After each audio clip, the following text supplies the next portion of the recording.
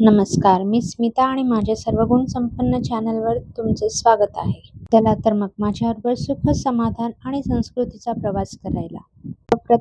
सर्वप्रथम तुम्हाला गुढीपाडव्याच्या खूप खूप शुभेच्छा आणि मराठी नवीन वर्षाच्या खूप खूप हार्दिक शुभेच्छा. तर आज आहे गुढीपाडवा. मी उभारली आहे गुढी. मी गुढीची पूजा करून घेते. गुढी म्हणजे विजय, समृद्धी आणि नवीन आशांची सुरुवात. नवीन वर्षाची सुरुवात आनंद, उत्साह आणि मंगलमय वातावरणात घेऊन येणारा हा गुढीपाडवा. तर सकाळीच माझी गुढीपाडव्याची पूजा झाली. आपल्या सर्वांनाही गुढीपाडव्याच्या हार्दिक शुभेच्छा आणि नवीन वर्ष तुमच्यासाठी भरभराटीचं आणि आनंदाचं जावो ही देवाकडे प्रार्थना.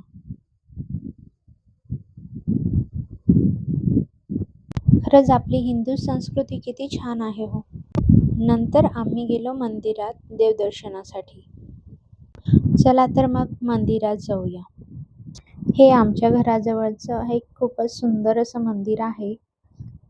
मंदिरात गेल्या गेल्या समोरच आपल्याला गणपती बाप्पांची मूर्ती दिसते. चला मग माझ्या नवीन वर्षाची सुरुवात मी करते आहे गणपती बाप्पांच्या दर्शनाने. आणि वरही छान कृष्णाचं असं पोस्टर लावलेलं आहे. खूपच सुंदर असं डेकोरेशन मंदिरात केलेलं होतं.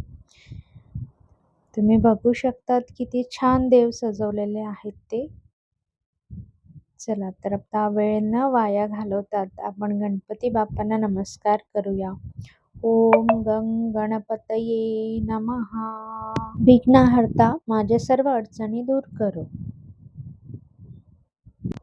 आता घेऊया आपण लक्ष्मी मातांचे दर्शन. ओम महालक्ष्मी नमः. घरात सुख, शांती आणि समृद्धी नांदो.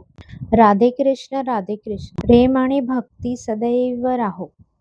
चला तर आता मी जाते आहे महादेवाच्या मंदिरात.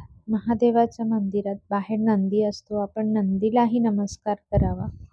नंदीला नमस्कार करून महादेवाच्या लिंगावर पाणी अर्पण करायला. चला मी आता त्या महादेवाला पाणी चढवते आहे. पाणी चढवताना आपण ओम नमः शिवाय, ओम नमः शिवाय, ओम नमः शिवाय असा मंत्र जप करते. ओम नमः शिवाय.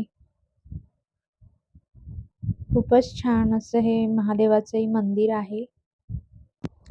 चला तर मग मी पाण्याने अभिषेकही केला आहे. खूप छान दर्शन झालं. मंदिरात काही गर्दी नव्हती.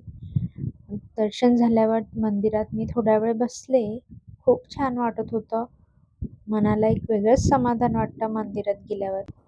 आणखीन एक जवळच्या मंदिरात मी गेले. त्याही मंदिरात काहीच गर्दी नव्हती. चला मग आपण गणपती मंदिरात जाऊया आणखीन एक. समोरच मूर्ती खूप छान अशी ही पण गणपतीची मूर्ती आहे. मंदिरातली बेल वाजवून, घंटा वाजवून, घंटानादही अगदी सुरेख होता. चला तर आपण आणखी गणपती बाप्पांचे दर्शन घेऊया. ओम गंग गणपतये नमः.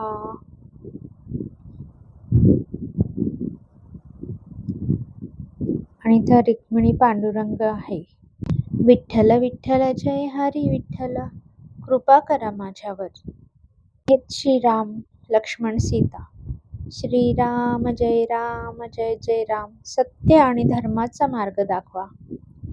अशा प्रकारे सर्व देवतांकडून मी आशीर्वाद घेतले की माझ्या असलेले सर्व गुण मला सांभाळू दे. आणखीन नवीन नवीन गुणांचा माझ्यामध्ये समावेश होऊ दे. मला सर्व प्रकारची सुखसंपदा लाभू दे. माझ्या सर्व कुटुंबावर दया ठेव. सगळ्यांना आनंदात ठेव. कुटुंबाची आणि माझी अधिकाधिक प्रगती होऊ दे आणि माझी यूट्यूब फॅमिली सुद्धा वाढू दे. शिळा मारताना ओम नमो भगवते वासुदेवाय मन शांत आणि प्रसन्न होऊ दे असा मी देवाकडे आशीर्वाद मागितला. आणि हे आहेत माझे घरचे देव बाप्पा. सगळ्या देवांना मी नैवेद्य दाखवला. गुढीलाही नैवेद्य दाखवला. नैवेद्यामध्ये बटाट्याची भाजी, पुरी, वरण भात, श्रीखंड असा पारंपरिक बेत होता. तर गुढी ही आमची गुढी हिला देव्हाऱ्याजवळ आणून देवासकट गुढीलाही आम्ही नैवेद्य दाखवतो, अशी आमची पद्धत आहे. व्हिडिओ आवडल्यास लाईक, शेअर, सबस्क्राईब करा आणि हो, कमेंट करायला मात्र विसरू नका. नमस्कार. काळजी घ्या.